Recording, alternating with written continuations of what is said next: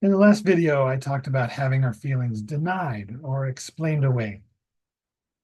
A similar and possibly worse burden for a child or an adult is being told that they shouldn't have those feelings in the first place. So instead of being told things aren't so bad and that maybe our reaction to the situation is overblown, we're told that we just shouldn't feel the feelings at all, under any circumstances.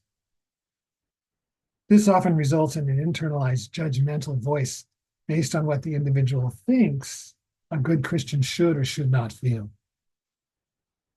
This can be the beginning of establishing a false self, something we'll talk about more in depth in another video. Imagine the inner turmoil of hiding feelings from others and theoretically from God, while the feelings fester, boil, and consume. This dynamic can lead to real frustration, irritability, and even physical symptoms like stomach or intestinal issues or headaches.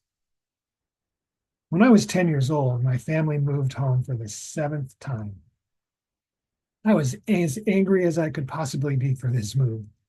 I hadn't felt angry at any of the other 6 moves, but I loved the community we were leaving. Our house backed up to the wide open hillsides, trees, and piles of boulders where I could play and pretend to be Tarzan. About 6 months after the move, I started having intestinal issues, having vomiting spells every few weeks for several months. My parents pursued medical explanations, but got none, and eventually the symptoms stopped. Years later, as I reflected on this situation and recalled that the move was not only from one community to another, it was a move from being a fourth grade teacher's son to a minister's son. I concluded that my Tarzan boy had felt so abandoned and pushed out by the minister's son that I had gone through an internal war that resulted in these vomiting spells. Not unlike the Gollum character in the Lord of the Rings trilogy. It never occurred to my parents that there might have been an emotional cause for the symptoms I was displaying. Now, I'm not suggesting that we wear our feelings on our sleeves, and I am offering permission to acknowledge and work through feelings.